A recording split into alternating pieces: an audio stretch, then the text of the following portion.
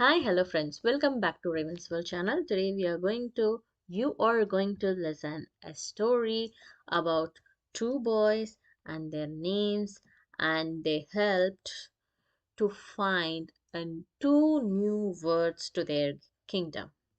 Are you ready to listen the story? Come on, let us jump into the story.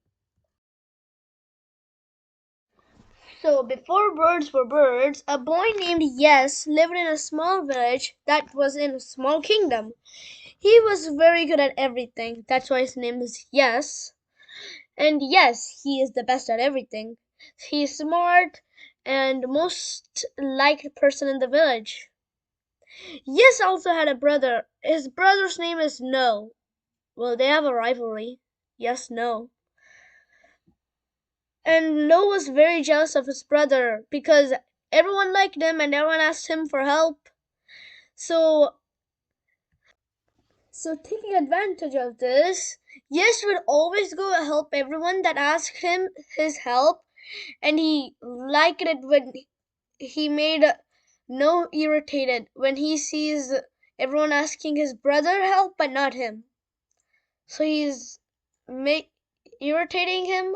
I don't know, something.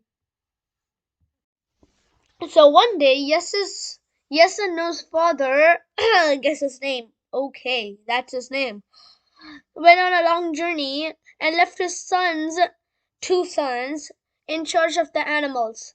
So what he set them to take care of, the animals that he set them to take care of, is the great guck and the ix and the three-toed yaks.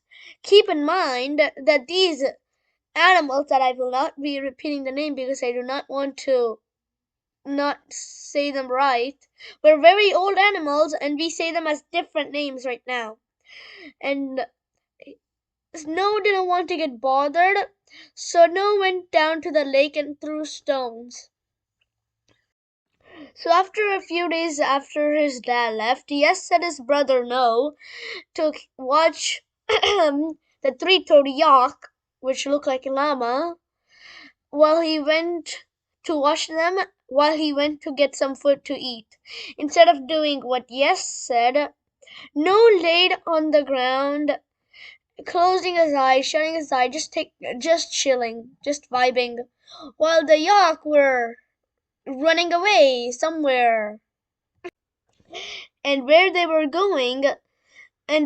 grazing is right next to the king's personal road, where he traveled so often. And it's totally a coincidence that the yak were wandering to that road and the king's carriage was going by, and they almost hit the yaks. Remember when they steered so hard to avoid the yaks that the king fell out of the carriage thing, and he hurt himself very badly, severely. So now the king went to the villagers and asked, "Why did the three yaks come into my personal road?" And no one said anything except for Yes. Yes was honest. So he went and told the entire story of what happened. King thought for a moment. Then he had an idea that he was very happy with. So Yes and No had to work at the castle as his personal assistant as punishment for what happened, which will be later referred as the worst three-toed yak and the carriage in accident in kingdom's history. So they had to do what the king said, as being their personal servants, heavy quotes. Uh-huh. So the king needed help with many things around the castle, but he couldn't do most of those things because he had more important tasks like running the kingdom. However, after his decision was made, his bad decision made, Yes was the only good servant that was his servant out of those two brothers. No one, he was sure that he was the worst servant in existence. So the king, being the king and thinking that everything's gonna be fine, he threw a party and hired both of them to cook. Bad decision. You got the bad decision. So the first cook that came yelled to the gatekeeper, "I brought my delicious oogberry pie for the king's boggart." The king heard this and thought, "Oogberry? That is so good and it will be great for the event." And he yelled, "Yes!" And he was so happy because he's gonna eat the leftovers. Yeah.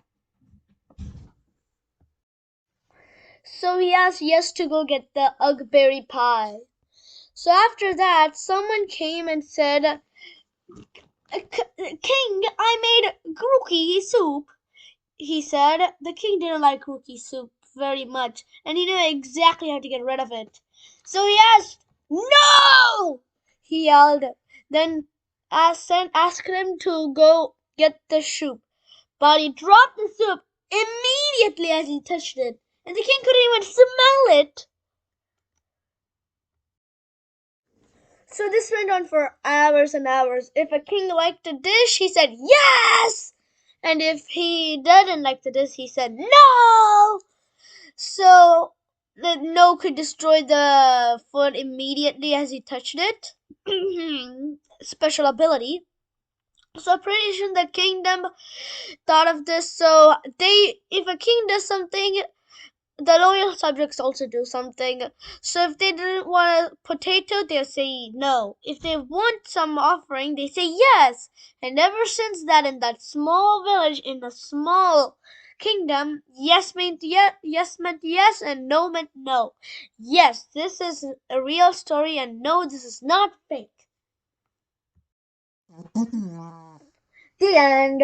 If you like this story, please hit the like button so we know which things you like.